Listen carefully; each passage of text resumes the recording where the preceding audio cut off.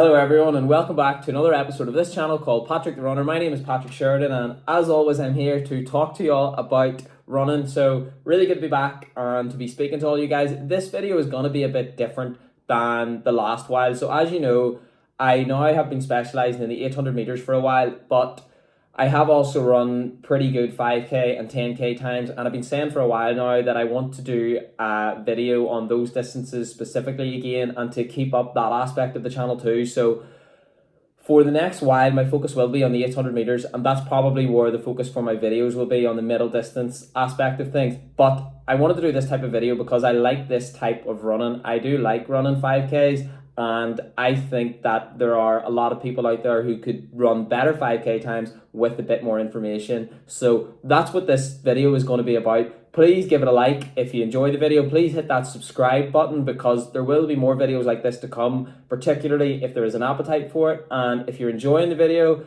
feel free to add in a comment in the comment section below saying what you liked, maybe asking me any questions that you may have, or even just recommending that I do more videos like this, because then I can do that. And please share the channel as much as possible. So I will get stuck into things now, and what I wanted to talk about was how to run a faster 5k. So the focus is going to be on the things that I think are pretty key for you to get better over this distance, and I'm going to give a person who is trying to run a sub 20-minute 5k, which I know a lot of people are trying to do out there, and I think that's a pretty good example to use. But of course, this is only an example, and the template almost that I'm going to give you won't really deviate too much from that. So I'm going to give examples of workouts you would be doing if you were trying to run a sub 20-minute 5k, but also you can change these things pretty quickly for whatever level of development you're at. So if you're at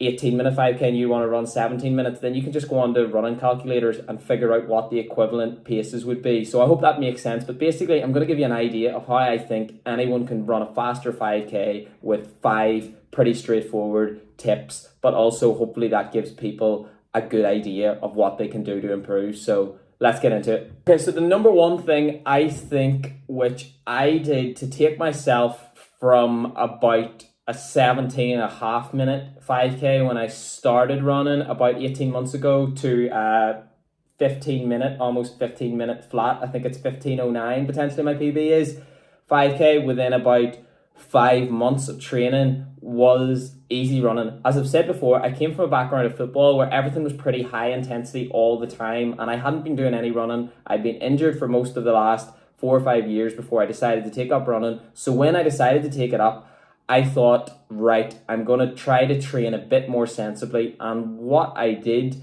for the first 4 to 6 weeks particularly was focused a lot of my efforts on easy running. I was probably running about 4 times a week at the start, and I would say at least 2 of those were easy runs where I just ran at a pace that seemed easy. Now, easy running is supposed to be at a pace where your heart rate is in zone 2. When I say zone 2, I mean zone 2 out of 5 zones. So zone 2 is when your heart rate is at about 60 to 70% of your maximum heart rate. Now, you don't need to have a heart rate monitor to know what that is. What you can do is get your current 5k time or 10k time, even a half marathon or a marathon time, go on to a race equivalency calculator, you call them, and you can do this online and just put in your time and it will give you estimations of what your easy pace is. So that's how you can figure that out. But for someone who is roundabout running a 20-minute 5k flat, then I would say your easy pace, based on what I've seen in those calculators,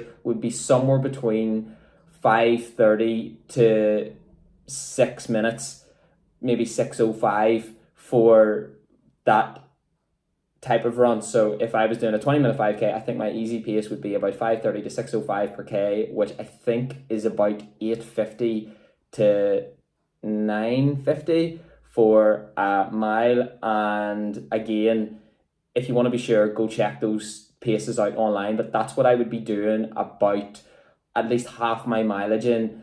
I think if you're running less days a week, you probably want to make sure that you have other quality days in there. So if I was running 4 days a week, I think I would be doing 2 easy runs and then maybe 2 sessions if I could. If I was running 3 days a week, I might just do 1 easy run per week and 2 sessions, I would probably need to consider what was best for me, considering my current fitness level and also my injury history and how I physically felt I was able to tolerate harder sessions. But easy running is something I think you need to do at least once per week to build up that aerobic base, to give yourself a chance to get fitter. And easy running has particular benefits. I'll not get into them now in detail. I have done a video on why easy running makes you faster, and go check that out if you're interested. But basically, I would be doing that at least once a week if I was only running a few times a week. If I was running 5 or 6 times a week, then I'd be doing that maybe 3 or 4 times to build that aerobic base, which I've spoken about before in other videos, but it is very important. So that's the first thing I would do. Easy running, get those paces right. You're better going too slow than too quick, because the whole point of it is that you're running for a longer period of time, because you can run at an easier pace for a longer period of time. And also, as I've said, there's special benefits that you get in that zone 2. So check out that video if you want on easy running, but do try to stay in that range. Use those online race calculators and that will help you. Okay, so the second point I think can help people is threshold running. Again, I've done videos on how threshold running is good for you and what exactly threshold running means, so go check that out. I think I do a video on what is lactate threshold training and how does it make you a faster runner. I also did a video on the testing that I have done before and got, which allows me to inform where my fitness level is at so that I can plan my training better. I'm not just plugging videos. The reason that I want to keep this brief is because I want to keep it concise and easy for people to understand. If you want to understand threshold in more depth, then those videos are there. But to put it simply, threshold is when you're running at a pace that's probably at about 80 to 90% of your maximum heart rate. So it's obviously faster than zone 2. It's in what I would say is zone 4 out of 5 zones. And the idea with threshold is that it is short for lactate threshold. So what that means is that, I've explained this before again, but when you're running at a pace at this zone 4 ratio, you're running at a point where your body is producing a decent amount of lactate, which is a byproduct of anaerobic respiration. And basically, when you're producing a good bit of lactate, your body is in a state where it's pretty fatigued because you're working hard and your body is starting to become quite acidic due to the hydrogen ions in your body, which is what gives you that burning sensation in your legs. When you get to that stage, your body is producing a high amount of lactate, and that's kind of the barometer that we use in running to actually measure your effort. But the whole point with lactate is that when your body's producing too much lactate, for example, if you were to go out and run 2 minutes absolutely flat out,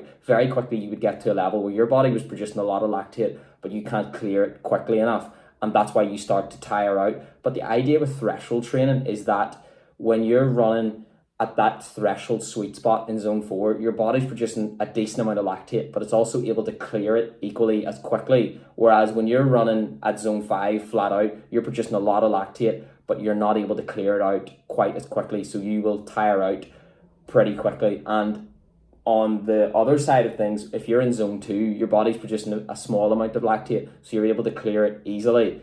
But threshold is that sweet spot where it's being produced at about the same rate that it's being cleared. So in short, that provides a really good stimulus for you to improve. And I've spoken about that in the other video in more detail, as I said, but that's a general summary of how threshold training is understood, I think, in the running community. But that's basically my summary of it. But how you can use it in practice is that you can break it quite often into sessions. So for example, if you're hoping to do a sub 20-minute 5K, then I think what you could do is something like 5 by 5 minutes of threshold. So what I would do is a mile warm up, some stretches, drills and strides, or something along those lines, just a bit of stretching and a few quick runs at about 50 to 75 meters just to get your body warmed up. And then I would go into a session of, say, 5 by 5 minutes at your threshold pace. Now, again, threshold paces, like the easy running paces, can be found by going into a race equivalency calculator and putting in a recent time, and then it will extract a time based on your current level of fitness, which is the time that you've input into the running racing calculator. So if you are looking to run a 20-minute 5K, I would estimate that your threshold pace is between somewhere around 410 to 420 per kilometre, which I think is about 640 to 7 minutes per mile. Again, go check the specifics out. But so I would be doing something like 5 by 5 minutes of threshold pace with about a minute recovery, and then maybe you could move that up to 5 by 6 minutes. If you haven't done that much volume before, then you can keep the distance lower. So you could maybe do something like 3 by 4 minutes of threshold or 3 by 5 minutes of threshold. But again, if you want to run a 20-minute 5K, being the example, then you're probably going to need to be in a situation where you can do at least 5 by 5 at that 410 to 420 range. I know that is quite a big range, but I would say somewhere around 415 probably would indicate that you could run a sub 20-minute 5K. So you could do something like 5 by 5. You could do around 7 to 8 by 1K at threshold pace. You could do 5 by a mile at threshold pace. There's plenty of ways that you can mix this up. You could also do a continuous threshold run, which I would call a tempo run. So you could do a 25-minute run at about 415k pace if you were going for that type of time. But again, if you're not going for a sub 20-minute 5K, if you're going for a sub 18, then just mix it up, as I've said, and use those race equivalency calculators to figure out what your pace should be. Okay, so the number 3 thing I wanted to talk about was steady running. So steady running is what I would say is zone 3 out of those 5 zones. So it's in between easy running and threshold, you could say. So I would say, again, for someone who wants to run a 20-minute 5K, that their zone 3 would be somewhere between 440 per kilometre and 5 minutes per kilometre. So that's probably the range I would try to do those steady runs in. Again, if you're someone who can only run about 3 to 4 times a week, I would probably think of doing this every other week. And I think a good idea would be to do, say, a 40 to 45 minute steady run at about 445k pace, just to give you that endurance. So I think if you can do something like that, if that is something you're capable of doing, you're probably not far from being able to do a 5k at 4-minute k pace, if that is actually your zone 3. So if you're doing 440 to 445, say, per k for 40 minutes, then I think you're in a pretty good place if that's only your zone 3, because that to me is indicative of someone who probably isn't too far away from a 20-minute 5k. So anyway, that's what I think you should do there. I think steady running is something I probably do about once every 2 weeks. I would train 6 to 7 times a week at least. I would be running 6 or 7 times a week, that is. I do gym sessions and other things as well, but what I would say then is that I could probably actually fit in a steady run at least once a week. It could just depend on how my schedule is going. If I'm adding in the intensity, I will do less steady runs because I'll probably have more easy runs to recover from the very hard sessions. But sometimes I'll do 2 steady runs in the one day. So again, it just depends where you're at. But I think if you're running 4 times a week, which I know, again, a lot of people are at that kind of volume who want to get around that sort of time, being a sub 20-minute 5k, I would think a steady run every 2 weeks would help you get there. And again, for anyone else who's running at different paces, just go onto those race calculators and you can figure out what your steady pace would be. But it's going to be somewhere between your easy run pace and your threshold pace. So I hope that helps. Okay, so number 4, and I think this is a pretty big thing for some people, is basically just making sure that there's enough variety in your training. So sometimes I think people can get bogged down in the easy running and the threshold running, and they can get into a way where you're doing easy run days and then you're doing something like 5 by 6 minutes or 5 by a mile or a bit of a tempo run or something basically that doesn't deviate too far from that, and that's fine. I think that's a good way to build your base. But what I also think is important is that you mix things up a bit, and it's not just threshold intervals and harder intervals that you can do, which I'll talk about in a moment, but there are plenty of other intervals that aren't necessarily race specific sessions for a 5k, but that can make you better. So for example, I think you could do something like 12 to 15 times 400 at a pace that's about your 5k pace with about 60 seconds of recovery. I think that type of thing can give you a really good stimulus to improve, because you're getting used to running at your 5k pace or even quicker, but you're giving yourself a short recovery. So effectively what you're allowing your body to do there is getting better at clearing the lactate that's building up and getting your body used to running at quick paces, but being able to recover quickly so that you can sustain faster paces for longer periods of time, which is what we all want to do. So I've done something before like 15 times 400 with about 75 seconds recovery, where I was running probably just a tad quicker than my 5k pace. But if you want to do a harder session, you could do something like 12 by 400 off 75 seconds, where you're maybe starting at your 5k pace and you're bringing it down maybe to what your 3k pace would be, and even quicker. So again, just whatever that 5k pace would be, just really make sure that you're doing that for about the 400s to start, and then you can take it down and make it quicker if you can. So that's one way I would go if I was doing that. You could also do something like, I think a good session is like 5 by 800, starting at your 5k pace and maybe trying to make the last one or two a bit quicker. I think that can help. You could even do something like 3 by 800 at 3k pace and just make it a hard session where it's not necessarily really specific to the 5k. It's almost more like a 3k session, but it will help your 5k time if you can get better at running faster paces, because that'll make it easier to run a 5k at a faster pace. There's loads of other things you can do. I even think speed work isn't something that should be neglected for a 5k, and I mean top end speed. So I think if someone did something like 20 times 30 seconds on at a fast pace that maybe feels like their mile pace, and 30 seconds jogging, would be something that would be quite effective for a lot of people. So that could be almost 20 seconds at maybe about running about 150 meters, and then 30 seconds running about 150 meters, and then a 30-second jog, because again, you're getting your body good at clearing that lactate, you're getting good at running fast paces, but that will allow it to feel easier when you go to run at that 5k pace, because your body has actually run faster than that. There's loads of other things you could do. You could almost do something a bit quicker, like 8 to 10 200s at a faster pace, almost at about what your mile pace would be, and take 90 seconds recovery and see if you can progress them and go a bit quicker.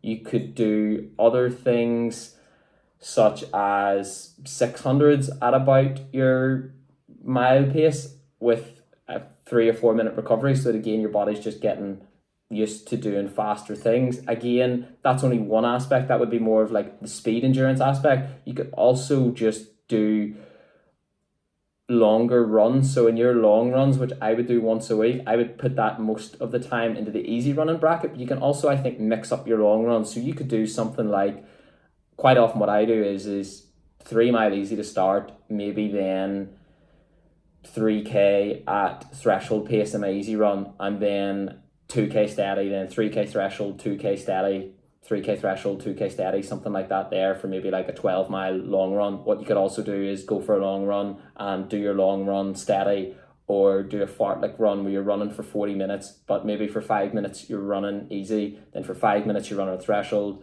5 minutes easy, maybe for 2 minutes you run at your 5k pace, and you just mix things up throughout the week. And I think that's important. That's what will give you a stimulus to improve. So effectively what I'm saying is try to mix things up a bit so that your body is constantly being challenged, and so that you're getting used to taking yourself to another level.